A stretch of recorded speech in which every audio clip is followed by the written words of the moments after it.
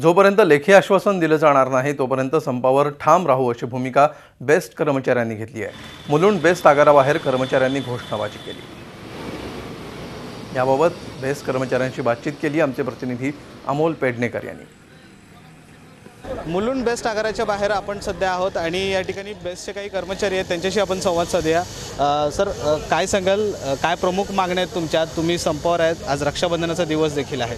पहिले तर सगळ्या बहिणींची आम्ही माफी मागतो कृती समितीतर्फे, कारण आमचा पगार वेळेवर होणं हे महत्त्वाचं।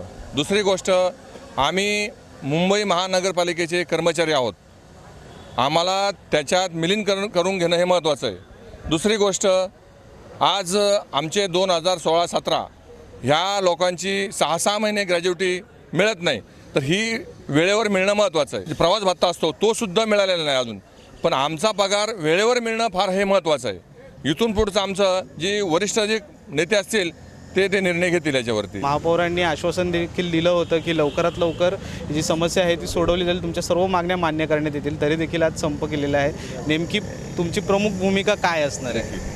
आमच्या आदरणीय नेत्यांनी, सर्वच आदरणीय नेत्यांनी अशी भूमिका घेतलेली आहे की जोपर्यंत लेखी स्वरूपामध्ये आमची मागणी मान्य करत नाही तोपर्यंत आम्ही संपामध्ये अटळ आहोत। रक्षाबंधन आहे, अनेक जण बाहेर निघाले होते, परंतु बेस्टच बस जागेवर नव्हत्या।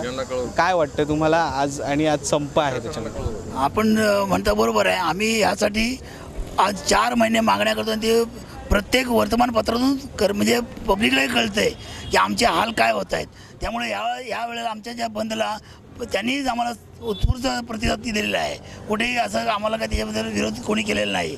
आणि मुळात म्हणजे काय की आमचे जे पगाराचे दिवस असतात ते नेहमी आमच्या ॲग्रीमेंटप्रमाणे 2 तारखेला कामाच्या दुसऱ्या दिवशी, म्हणजे 1-2 तारखेपर्यंत 4 तारखेच्या आत आम्हाला मिळत होतं, पण ते आता रखडत 10 तारीख 20 तारीख कोर्टाचा आदेश आणून सुद्धा 20 तारीख तेही अवमान करून लांबवत गेले। 22 तारीख, मग अर्धा पगार, आता तोडून पगार दिले। त्यामुळे आमचे हाल होतात। 3 दिवस आंदोलन करून देखील त्यातनं काही पण निघालं नाही, निष्पन्न निघालं नाही।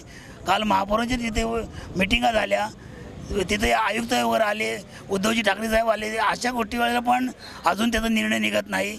शेवटी रात्री 10:30 वाजल्यानंतर सुद्धा आम्हाला हा निर्णय आमच्या नेत्यांना घ्यावा लागला।